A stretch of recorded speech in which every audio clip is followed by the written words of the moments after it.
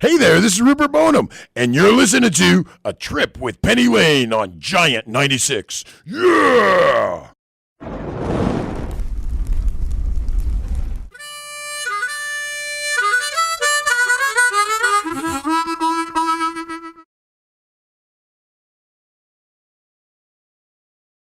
You know, people have been excited about this interview. Very proud to have Rupert here with us at Giant 96. How you doing, Rupert? I'm doing good. How are you? I'm doing great. Happy you're here. Oh, thanks. You know, I love coming out here. We love having you. This is a pretty cool little station. Yeah, we like it. I like it. Yeah. Yes, and thanks to Joey G from Smash Productions to coming out. Yeah, today. Joey's a good guy. Joey's an awesome guy. We appreciate it. So, you have a big thing going on here tomorrow at Yes, Giant 96. we do. Tell us about it. We'll be starting out at 8 o'clock in the morning serving breakfast, doing a breakfast, and then at 9 o'clock starting to register riders. We're doing our inaugural ride with the New Breed, the club out here, and some of my buddies here in Shelbyville. That's cool. And, you know, Giant 96. Registering riders from like 9 to 11, 11:30, and then taking off, riding out to Mann's Harley-Davidson. We're doing a motorcycle show, a bike show out there at Mann's, and I'll be sitting signing autographs and playing around and telling survivor stories. And then at around 4 o'clock, we're back here to the studio. But in the meantime, we've got the car club coming out here, the Shelbyville Riders, Shelbyville. Gosh, I'm bad at the club. I don't have my notes in front of me. I know. I'm trying to look here. The car club is coming out here, and we're going Shelbyville to be Shifters. The Shifters, not the Riders. The Shelbyville Shifters. That's right. Darn it. I'm a bike guy. I'm not the car guy. But the car guys are coming out, and we're doing registration. You can even register day of the show. Bring your car out. We're giving dash plaques to everybody. That's registration noon to 2. That's neat. And then I think the show starts at around 2 or 2:30. We've got some bands playing. We've got some stuff happening. Yes. We've got food and fun and games and prizes and even the big wheel race. I know. Isn't that cool? Yes. That's awesome. Yeah. And there's face painting, a bounce house. Airbrushing, all kinds of cool stuff. And it's all benefiting our mentoring program, Rupert's Kids. 22 years we've been working here in Central Indiana trying to show if we really want to work with the hardest of the problems, if we really want to actually start changing lives, if we really want to help all of us, we better start in the detention centers, in the education system, and in the small business initiatives. Start working with some of those young men and women that are struggling the most. You know, and for 22 years, we've been running a vocational and clinical mentoring program with no city, state, federal funding, no government dollars, no grant dollars, no stimulus dollars, being able to show how when you're doing something that helps the solve some of our major dollar issues, you will get support from the community. We're taking young men and women out of the detention center and teaching them how to have that sense of self-worth and work ethic, how to read and write, how to fill out that application, how to have that ability to look people in the eye, know the soft skills, know the work skills, know how to go out and take care of yourself, and putting them out into the community. Instead of teaching them how to be a career criminal, instead of teaching them how to hold their hand out and just ask for assistance, teaching them how to pull that hand back and take care of themselves. What made you decide to start Rupert's Kids? You know, years ago, I was working in the detention centers in Abilene, Texas. They have still the giant facilities. And I watched our government and state and federal government go more away from client care and quality of life and more towards documentation and covering your own backside. And in the 80s, there was a big swing to not worrying so much about what is going on. If it is documented, it happened. Well, watching the system kind of move to that side, I left the detention or the institutions, and I started creating the mentoring program that said back in the early 90s, in 91, when we incorporated Kids Hope. If we're not going to let our children make it in education, we better not take the vocational training away. If the schools are taking it away, private sector is going to pick it up. And that's how we started. Wow. And this was all before Survivor. Oh, gosh, yeah. We've, Right. like I say, 22 years, Right, you know? right. My first time out in Survivor was 2003. It's amazing. It's coming about 10 years that I've been playing around with Survivor. But my real passion, 22 years of working in the detention center. When you take some young man or woman that is just hurting themselves, that has never seen a legal living being made, that has never been taught how to have that sense of self-worth or work ethic, that has been failed by the schools, by their parents, by the system, and you throw them out on the street, where are they going? They're going into the illegal if they can't make a legal living. We are those that stand up and say, no, we're bringing the vocational training back, and we're going to give our young men and women that chance to have a life. Rupert, was there something that moved you to work in the detention centers in the very first place? You know, back, I'll always remember that first young man in early 91, Jake, that 14 years old, on the first day of school, looked at his teacher and cussed her out and said, you can't talk to me, you can't treat me that way. And he was thrown out of school on the very first day and told by the teachers and the administration, you can't come back at 14 years old. You try it again next semester. Now, if a parent would do that to a child and take them out of school and give them no ability to have an education, we would call them neglectful. But our system could do that. That's when I said no. The program started even before I incorporated with Jake when I told his mother, I am going to use this young man as my assistant, my helper, and we're going to go out and I'm going to start pulling rehab jobs and side jobs and teach him how to go to work. And the program started. Right. How's Jake today? Wonderful. He's working, taking care of himself, married, and has his own family. Has taken what he learned when he was 14, 15, 16 and created his life. He never went back to school, but he never needed to. He learned how to make that vocational career for himself. Wow. Yeah. That's pretty touching. That's awesome. You know, and we've got hundreds of cases time and time again that with our system that says if you can't do standardized testing, if you're not going to make it in schools, if you're not going to make it in education, we're going to throw you away and the detention center will pick you up. We can't continue that, you know.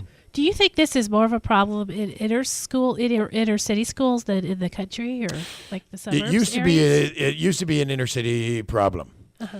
Every community across the state, across the country is struggling with trying to create some way of quantifying, of grading our classrooms. So they're coming out with more and more standardized testing. They're putting more and more emphasis on the performance of one test instead of the progress through the year. So every school across the country is struggling with, do we cheat?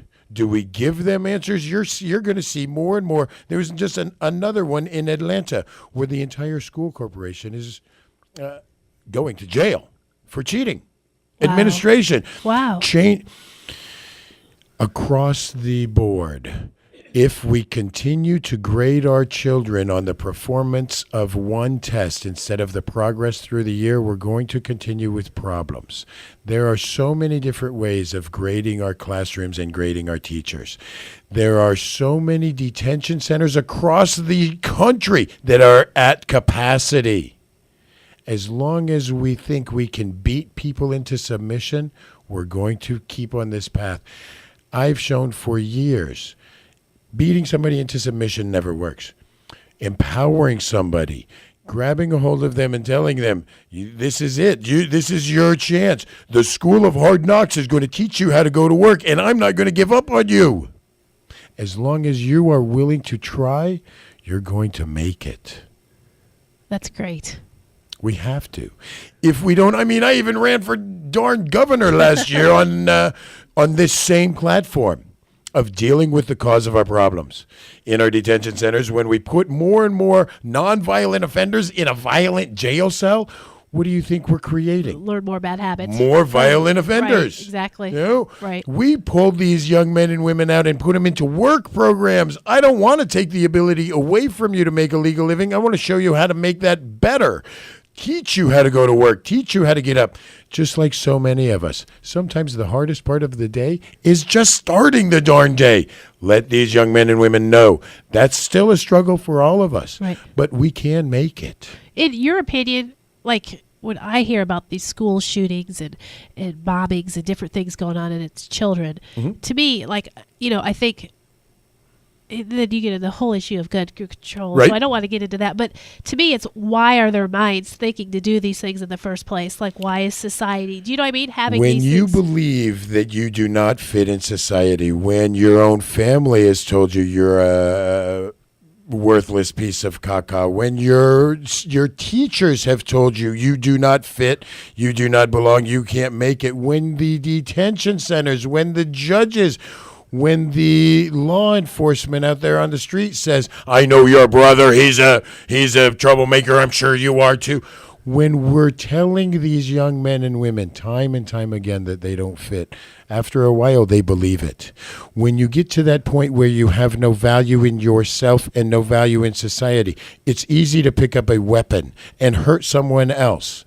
When you start dealing with that attitude and you start really aggressively trying to show every young man and woman that they fit, every one of us deserves to know we fit in society and we have a cause, a place. If we started teaching our young men and women that they actually do have value, we would have less violence. We really would. If we create a system where we're just showing people that they don't fit, we will have more violence. Dealing with the cause of our problems will help in so many different sectors of our population. It's common sense to me, but it seems like a daunting task out there. It's not. So you're having the inaugural New Breeds rally for Rupert's kids. Right. And all the money raised tomorrow. 100% is going back to our mentoring program. Being able to show that budget that we run of $150,000 a year is nothing compared to what we would spend if we were locking these participants up at $50,000 plus a year to lock someone up in the detention centers, with the ability to spend that again next year because we've taught them nothing but how to stay in the system, as opposed to in our program where it's $5, $10, maybe $12,000 a year to teach a participant, how to have that sense of self-worth, how to go to work, how to take care of themselves, how to make a legal living. That is what we do with the detention center work program that we've got with the land bank. Buying properties from the city and working on them, teaching rehab and remodeling skills.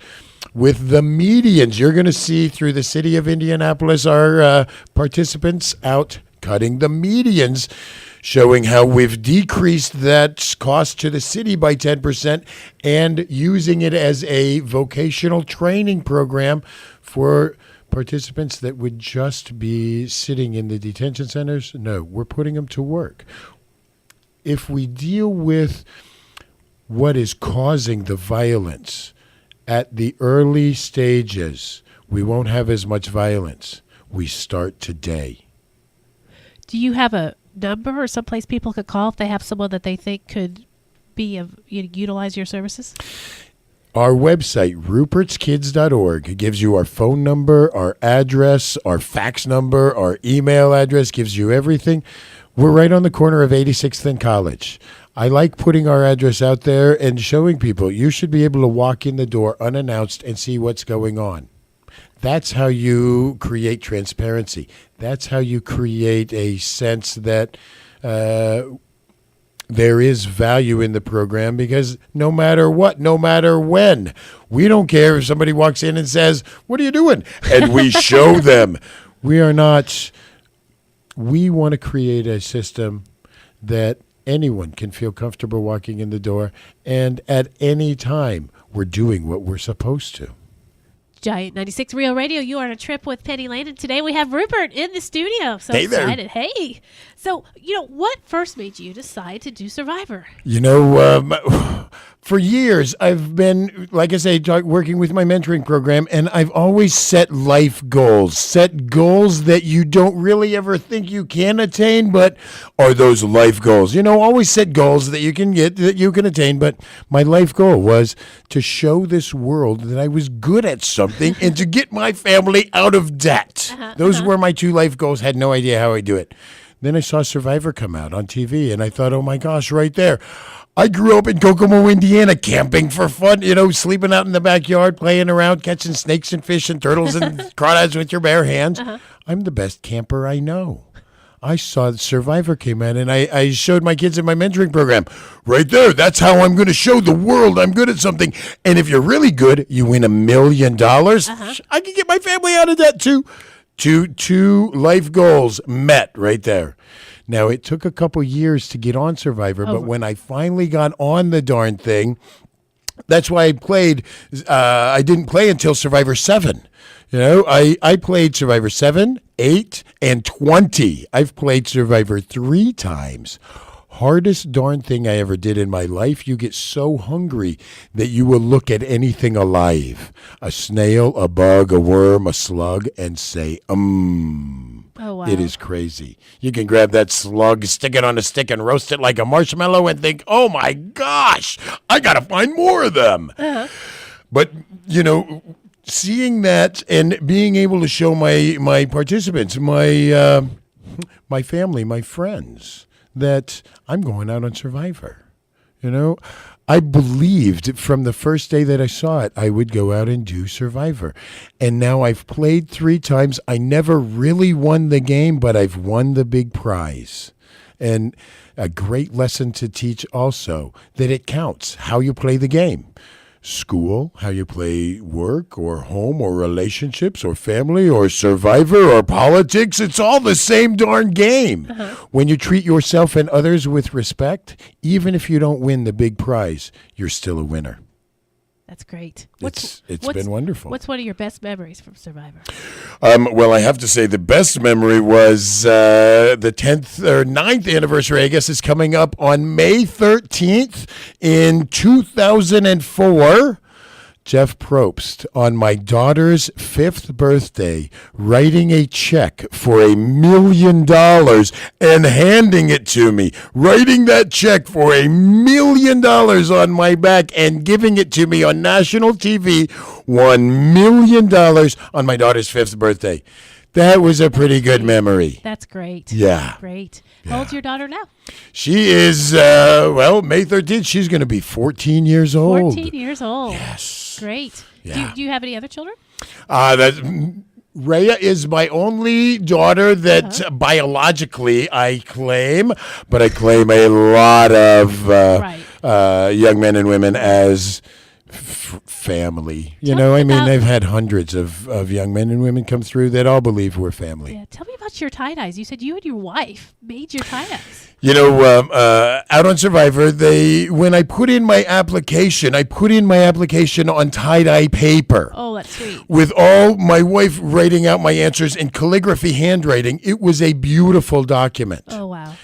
When CBS saw this application, they asked me, do you have any tie-dye? I said, I have tons of tie-dye. I love tie-dye. The best thing about tie-dye is when you're drinking your cup of coffee and you drip a little drip or two on the front, you can't even tell. It blends right into the tie-dye. When CBS asked me if I had tie-dye, I have tons of tie-dye tank top T-shirts. I love them. Even in our campaign, when I was running for governor of Indiana, the first few hundreds of T-shirts that we put out there, my wife and I all hand tie-dye. That's so awesome. After the first 50, 100, 200, it's not as fun anymore. So after a few thousand, we started getting help. Yeah. Giraffics Graphics tie-dyed here in town, tie-dyed a bunch of them for us. So give us a tie-dye tip. It's when you're tying your stuff together. Now you got to soak it. Make sure you soak it in the ash so it will absorb your dye. But when you're tying it up and knotting it, don't knot it so hard, so tight that the dye can't get through everything. Now is tie-dyeing is a little different than it used to be. Back in the day, you would tie-dye in the washing machine and you would get one big tub of one color and you would knot yourself up and throw it in the washing machine and tie-dye with one color.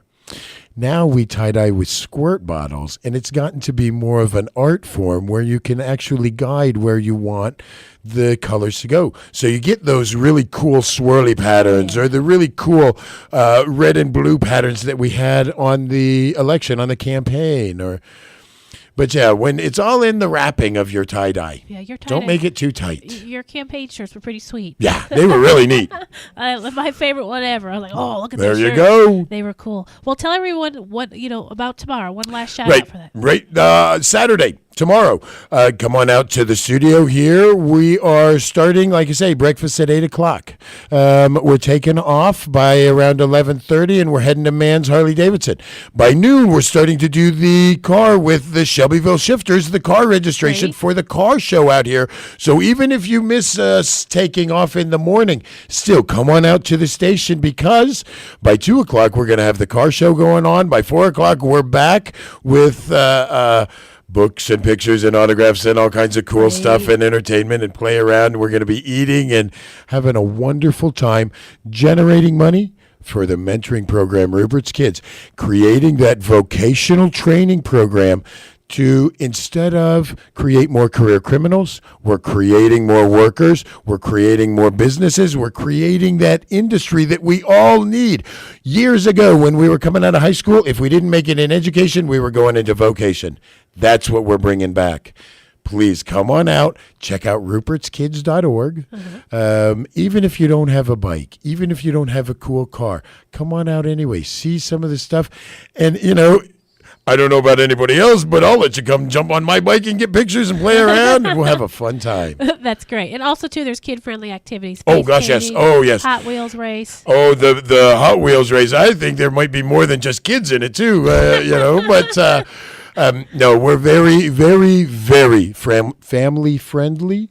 That's what we like. We want to bring the families out. We want to create those memories that, do a little bonding. Yes. Yeah. Well, Rupert, thank you so much for coming out, and thanks to New Breed too. They did a great job. New Breed has been great. They made me the unofficial governor of New Breed, so it's kind of cool. I'll be wearing my New Breed patch and being the governor. That's cool. Thank you so much.